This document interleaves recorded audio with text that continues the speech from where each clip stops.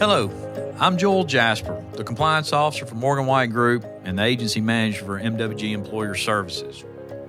MWG Employer Services offers employers of all sizes assistance with their human resources, employee benefits, information systems, and their administration.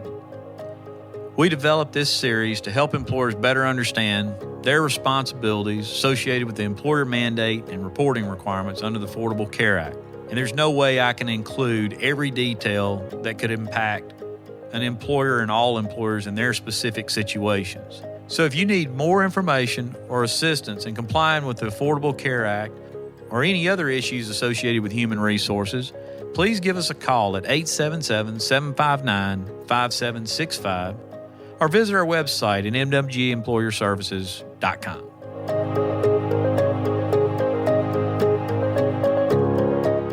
So let's take a look at the employer mandate, the 2014 transition relief and penalties for not offering coverage under the Affordable Care Act. So why is there an employer mandate? Well, first we got to go back to the Affordable Care Act and its original intent. The intent of the Affordable Care Act was for all American citizens to have affordable insurance. Of course, there's nothing really affordable about insurance today, but the idea was that all American citizens would be able to obtain insurance through several different venues. They could obtain insurance through Medicare or Medicaid, or through their employer, or just buy it out on the private market as an individual, or through exchanges established by a state or the federal government. The reason why there was an individual mandate was to combat a problem in the insurance industry called adverse selection. Adverse selection is nothing more than trying to insure a burning house. If American citizens waited until they were in the emergency room to obtain insurance, paid a monthly premium, dropped it when they left, no one could actually afford insurance anymore. It's not spreading risk. It's just someone trying to pay for a medical bill. Well, the insurance industry had combated this problem with pre-existing conditions prior to the Affordable Care Act. Because with no pre-existing conditions, people could walk right into that emergency room, sign a piece of paper, get their health insurance, pay one premium, walk out the door, drop the plan, and let the insurance company pay for it. Well, the reality of it is the insurance company can't do that. No one can. So not all employees or not all citizens can afford insurance. So those citizens who can't afford the insurance and don't obtain it through their employer or not eligible for Medicaid or Medicare, they can go to the exchange and the government will help them pay for their insurance through individual subsidies. In order to be eligible for a subsidy, the household income had to be between 133 and 400% of the federal poverty level. The individual could not be eligible for other minimum value coverage through their employer, Medicare, Medicaid, whatever. And the coverage that was being offered to them through their employer must be affordable. Now, this is what John Boehner's lawsuit, Speaker John Boehner's lawsuit, is all about. Because in July of 2013, the administration delayed the employer mandate from January 1 of 2014 to January 1 of 2015. I find it interesting that when you actually read the delay, it says in the preamble that they were allowing employers more time to get ready for the employer mandate and reporting requirements, which is really interesting because they'd never issued anything to any employer or anyone about how they were going to report in the first place. So really what they were doing was buying themselves their own time. But because the individual mandate went into effect on January 1, and there was a verification process for people to be eligible for those individual subsidies, and they had just taken the employer mandate out, there was really no way for the IRS, the Department of Labor, and the Health and Human Services to even verify whether or not someone was eligible for coverage where they worked. So this is the crux of John Boehner's lawsuit. So let's take a look at the original large employer mandate.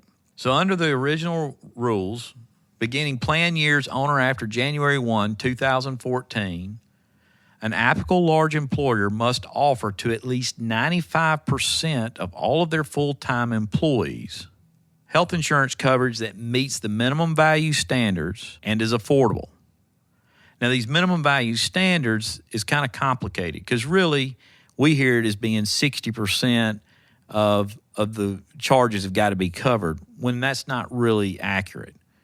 Actuarially, it gets into the plan itself has got to be able to cover 60% of the charges that could be incurred for a certain geographical location and a certain population. Now, the government did produce a minimum value calculator for determining this, but unless your plan specifically meets those exact parameters of that one calculator that was built, there's really no way to use that calculator. And of course, they also provided 3 safe harbors. Once again, if your plan doesn't specifically meet the 3 safe harbors, it's almost impossible to use those. Now, if you're fully insured with an insurance company, they've got actuaries working for them. You can be rest assured that these insurance companies have made sure that the actuarial value of the plans that they're selling is greater than 60%. So there's really nothing to worry about. If you're self-funded, that's a different story. You probably need to get with your TPA or whoever's offering your plan now, or you may even need to hire an actuary to make sure that the plan meets the 60% actuarial value. So that brings us to affordability. What that means under affordability is that the payroll deductions for individual coverage has to be less than or equal to 9.5% of the gross income for that individual employee.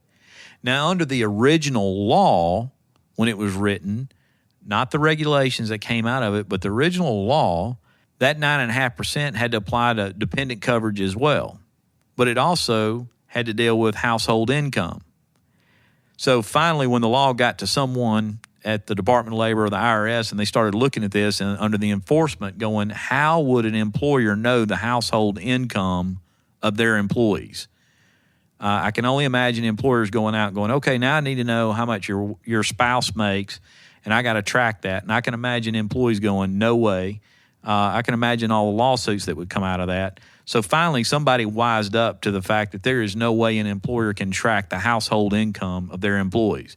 Now, this made a lot of people mad because they wanted that dependent coverage to be under that 9.5%, but there's just no way in the world an employer could keep up with all of that. So somebody did understand this problem and backed it down to just the individual coverage for just the employee, and the factor is 9.5% of gross income. Now, there's 3 safe harbors associated with this.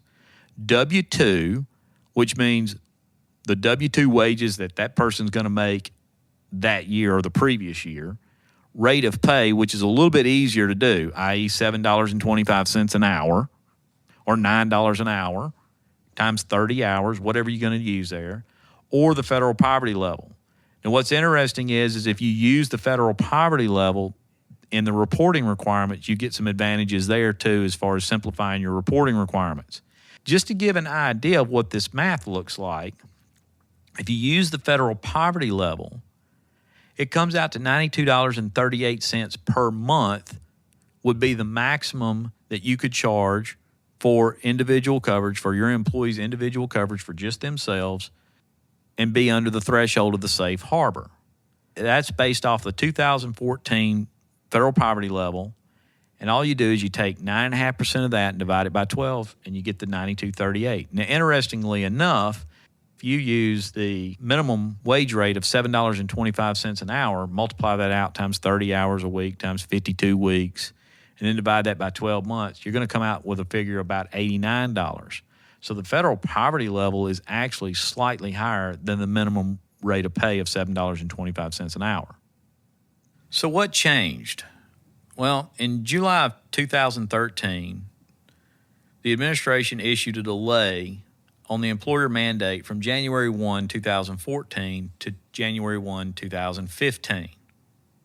Now, they called it transition relief, but the news media came out and said that they had issued these regulations and they had changed the regulations to avoid the negative labor impacts for the upcoming fall elections in 13 going into 14. In February of 2014, the administration issued the transition relief rules for plan years beginning on or after January 1, 2015. Now, the relief rules differ by the employer size. Employers with 100 or more employees have one set of relief rules, and the employers with 50 to 99 employees have another set of relief rules. But both of them are going to use 6 consecutive months for determining the employer size. However, both segments of the employers have common transition relief rules. And in determining whether or not an employer is subject to the reporting requirements in 2015 has to do with the employer size as calculated for the previous year or 2014.